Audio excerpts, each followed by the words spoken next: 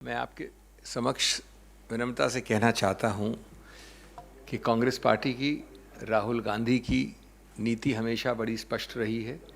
खुले रूप से आप जितना भी कोशिश कर लो, डराने की, धमकाने की, आवाज़ को रोकने की, झूठे केसेस फाइल करने की, उससे आवाज़ दबने वाली नहीं है।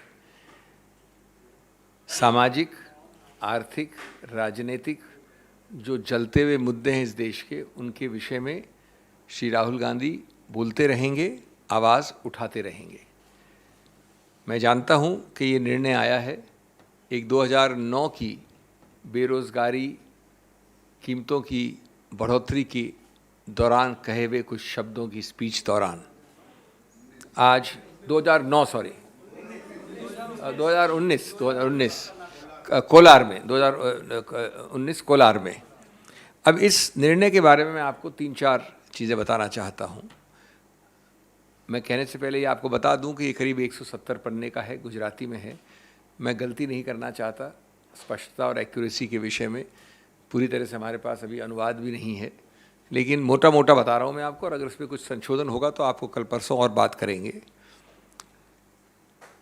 नंबर 1, मानहानि के विषय में एक सिद्धांत कानून का मूल सिद्धांत है, और वो ये है कि आपको किसी स्पष्ट व्यक्ति या स्पष्ट चीज़ के विषय में मानहानि करनी चाहिए, आरोपित रूप से कम से कम।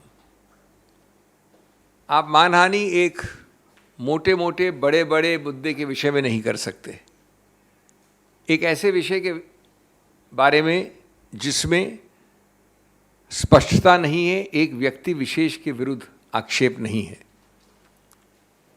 और अगर वो आरोप वेग हैं, ज़्यादा ब्रॉड हैं, बहुत बड़े एक हिस्से को, जनसंख्या को लेते हैं अपने आरोपों में, तो उसको मानहानि नहीं कह सकते। नंबर 2, उससे भी ज़्यादा महत्वपूर्ण, जिस वाक्य के विषय में चुनौती दी गई है कानून द्वारा, उस वाक्य में के विषय में किसी भी उन व्यक्तियों ने कोई भी कंप्लेंट फाइल नहीं की है जिनके संबंध में वो वाक्य कहा गया है। जो भी नाम लिए गए हैं, जो भी चीज़ें कही गई हैं, उनमें से कोई व्यक्ति ने कोई कंप्लेंट फाइल नहीं की।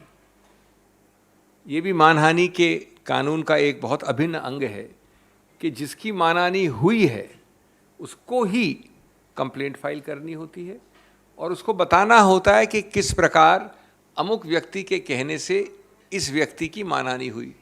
ये कंप्लेंट उनमें से किसी व्यक्ति द्वारा नहीं है। नंबर 3, जब फौजदारी मुकदमा करते हैं, जो कि किया गया इस केस में, तो एक गलत नीति, द्वेष की भावना सिद्ध करना अति आवश्यक है। कोलार की अगर आप पूरी स्पीच देखेंगे तो वो जनहित के बारे में है, राजनीति के बारे में है, कीमतों की बढ़ोतरी के बारे में है, बेरोज़गारी के बारे में है। उसके दौरान अगर ये वाक्य, जिसको आज आपत्तिजनक माना गया है, जिसको भी चुनौती दी जाएगी ऊपरी अदालतों में, तो भी ये नहीं कह सकता कोई भी कि द्वेष की भावना से, बदमिजाजी से, जानबूझकर, जिसको मैलाफिडे इंटेंट कहते हैं, मैलिस कहते हैं कानून में, ये एक अनिवार्य अंग है इस आरोप का। और जब तक ये साबित नहीं होता पूरे संदर्भ से, तब तक आप नहीं कह सकते कि ये ऑफेंस बना है। ये पूरी तरह से इस केस में साबित नहीं हो सकता है, क्योंकि वाक्य, संदर्भ एकदम अलग था। चौथा, और ये चीज़ें अभी जैसा मैंने कहा इसके डिटेल्स चेक करने हैं, लेकिन जो अभी उनको अभी तक तथ्य मिले हैं उसके अनुसार ये मामला काफ़ी अरसे तक एक मैजिस्ट्रेट मिस्टर एक्स के सामने था। जब वो वहाँ था तो याचक ने, कंप्लेनेंट ने बड़े कोर्ट में, हाई कोर्ट में जाकर इस पूरे प्रक्रिया का स्टे ले लिया, रुकवा दिया उसको काफ़ी अरसे तक, कई महीनों तक। जब उस व्यक्ति का स्थानांतरण हुआ या वो उस ओहदे से हट गए, तो ये याचिका जो ऊपरी अदालत में डाली गई थी उसको विड्रॉ कर लिया गया और ये वापस नीचे आ गई एक भिन्न मैजिस्ट्रेट के सामने, जहां अभी आपको निर्णय अब आया है। तो इसकी तारीखें, इस प्रक्रिया को भी हम गौर से देखेंगे कि एक ठीक प्रकार से ये न्यायिक प्रक्रिया हुई है कि नहीं। लेकिन प्राथमिक दृष्टि से ये चौथा मुद्दा भी अत्यंत महत्वपूर्ण है। पांचवा, एक प्रावधान है कानून में, उसको 202 कहते हैं। 202 विशेष रूप से बनाया गया उनके लिए कि अगर वारदात हुई कोलार में और आपने जाके त्रिवेंद्रम में कंप्लेंट फाइल कर दी, वारदात हुई कोलार में और आपने जाके श्रीनगर में कंप्लेंट फाइल कर दी, तो कोई भी मैजिस्ट्रेट उसकी शुरुआत करने से भी पहले, निर्णय तो बहुत बात की बात है, शुरुआत करने से भी पहले एक जांच करेगा कि ये पूरी तरह से आउट ऑफ जुरिस्डिक्शन है या जुरिस्डिक्शन के अंदर यानी अधिकार क्षेत्र के अंदर है कि नहीं है। 202 का इसमें सीधा उल्लंघन हुआ है। सूरत के मैजिस्ट्रेट ने जिस आसानी से इस मामले में आगे बढ़ोतरी की है और फिर निर्णय दिया है कोलार वाले वक्तव्य के विषय में, वो अत्यंत आपत्तिजनक है कानूनी रूप से और क्वेश्चनेबल है, जो कि और हम इसका विश्लेषण करेंगे। छठा, ये भी सुनने में आया है और जहाँ तक तथ्य हमारे पास हैं जिनको हम चेक करेंगे कि आप जानते हैं कि कन्विक्शन के बाद सेंटेंसिंग, दंड के लिए अलग से हियरिंग होनी पड़ती है। वो अलग से हियरिंग ज़रूर हुई, लेकिन 15-20 मिनट की हियरिंग के बाद जो सबसे ज़्यादा सेंटेंस हो सकता है वो दिया गया 2 वर्ष का। वो प्रक्रिया भी किस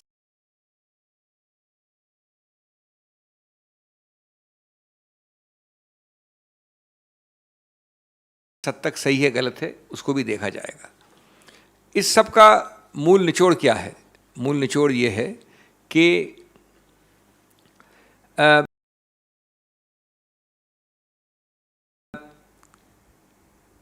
जानबूझकर गलत केसेस को थोपकर आवाज़ को रोकना, बंद करना, डराना, धमकाना, ये प्रक्रिया ये सरकार भिन्न भिन्न रूप से कर रही है।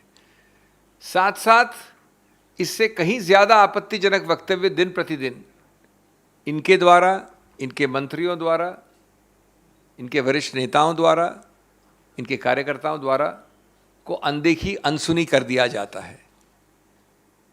लेकिन इस भय से अगर वो सोचते हैं कि किसी रूप से जनहित के मुद्दों को उठाने में कांग्रेस हिचकेगी या राहुल गांधी हिचकेंगे, तो ये गलत धारणा है।